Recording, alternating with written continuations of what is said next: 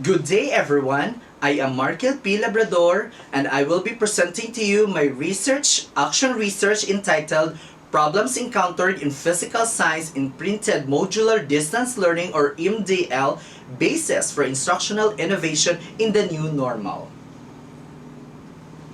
For our abstract, the COVID-19 crisis moved teachers to engage in a sort of emergency instructional experiment to redesign how science could and should be taught.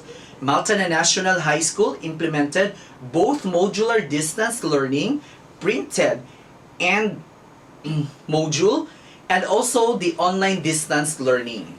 Thus, the purpose of this action research was to determine the problems encountered by the grade 12 students in answering the physical science module and would be the basis in creating instructional innovation for a new normal education.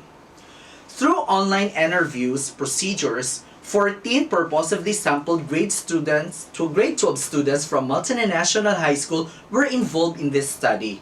Using data analysis framework consistent with the descriptive approach in phenomenology, the responses of the participants were examined in stages.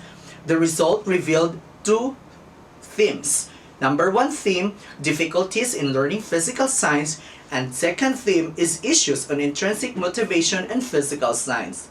This stems from the phenomenon of grade 12 learners in answering the module and drive the researchers to create an innovation in instruction, were discussed at the end of this paper. For the intervention of instruction, it was discovered by the researcher that based on different literature, videos are more effective for students. That's why the final output of this paper was created video clips and instructional videos for physical science. For our keywords, for our context and rationale, the effect of COVID-19 calls for the Department of Education to be innovative and resourceful in delivering quality, accessible, relevant, and deliberating education. The general features of the Basic Education Learning Continuity Plan or BER-LCP to ensure that learning opportunities are provided to our learners in a safe manner through different learning delivery modalities. According to Malaya 2020, that the modular distance learning has instructional features that allow students to use learning modules in printed or digital.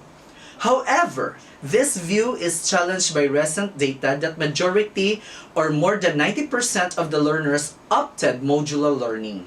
A considerable amount of research has been discovered that modular distance learning involves individualized instructions that allows learners to use self-learning modules or SLMs in print or digital format or electric copy, whichever is applicable in the context of the learner, and other learning resources like learners' materials, textbooks, activity sheets, and other reference materials. Moreover, in modular distance learning, the teacher takes the responsibility of monitoring the progress of the learners. The learners may ask assistance from the teacher via email, telephone, text message, instant messaging, and other online platforms. In an instance where learners encounter some difficulties, any member of the family or other stakeholders in the community may extend help. According to a report, the range of the learning modalities offered, the modular distance learning in print format has been the most preferred modality of the most students for this school year. Online distance learning also is an option according to Magsambol 2020. As stated in the Department of Education Order 31 series of 2020, teachers have to determine difficulties encountered by the learners in accomplishing the modules and provide them the necessary support in order to accomplish their modules. As a science and research teacher, it is my task to provide technical assistance to our students to ensure the effective delivery of learning. By evaluating the quality of modular distance learning, we will be able to make improvement on the content of the modules and strengthen the communication between teachers and the learners.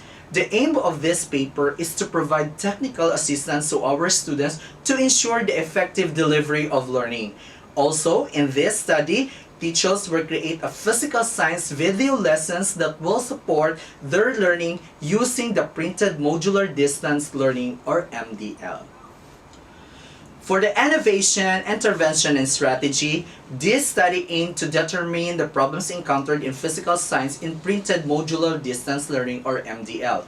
After the problems had been identified, innovation in instruction was created through localized video lessons based on the competency in self-learning modules for physical science. The researcher contextualized the video and provide instructional and reinforcement to understand the module better. Hence, the researcher hoped that this will be helpful to the learners who find the activities and experiments very difficult and ease their lack of motivation in studying and learning.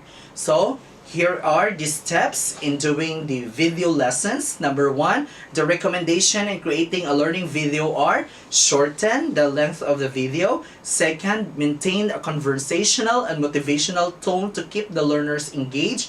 Third, balancing the acoustic throughout. And fourth, segmentation of video based on learning competency in the module. For our action research method, a phenomenology and thematic analysis was employed as a research design of this study. Dalberg et al. 2008 proposed a descriptive approach in conducting phenomenology. The philosophical inspiration of this approach lies in the description of the complexities of the phenomenon as experienced by the participants but acknowledging a natural position without intentionally mirroring on the personal experience of the researchers. Considering the focus and objective approach, this particular approach, the researcher deemed it appropriate to address the interest of this research that revolves around the problems encountered by the grade 12 students in answering the module in physical science. Participants and other sources of data and information. Morse 1996 advised a modest guidelines for the sample size in a phenomenological research proposing at least 6 participants.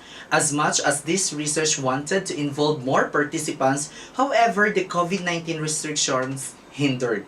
At the end of the sampling process, this study was able to recruit a total of 14 grade 12 students of humanities and social sciences strand from multinational high school. This sample does not represent the population of grade 12 students but was considered adequate for the qualitative purpose of this research. Table 1 presents the participant information. Data gathering method, data gathering tools, and data analysis techniques. Online modalities are increasingly used for collecting qualitative data. One of these online modalities is online interviews. With online interviews, data can be collected synchronously or asynchronously. With text messages, video calls, or immersive worlds, according to Salmon's 2015. Consistent with the descriptive approach in phenomenology, the data analysis framework in this study was based upon the hermeneutic rule and performed in an alteration between the parts and the whole, according to Dalberg et al. 2008. For the discussions of results and reflections, following the 3 stages of data analysis framework proposed by Dalberg et al. 2008, the responses of the participants regarding problems encountered by the grade 12 students in answering the module were analyzed. Table 2 presents the sample meaning units and the meaning clusters and themes that emerged in the analysis.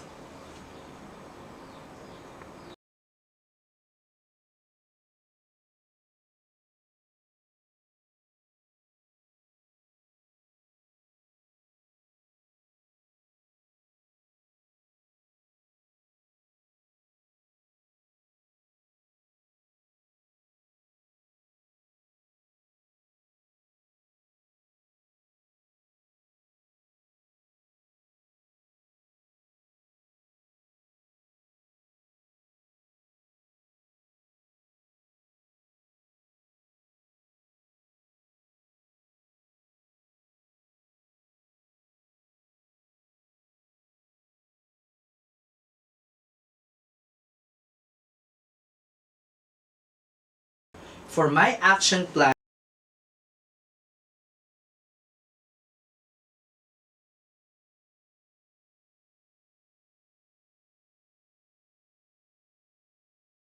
Here is my references.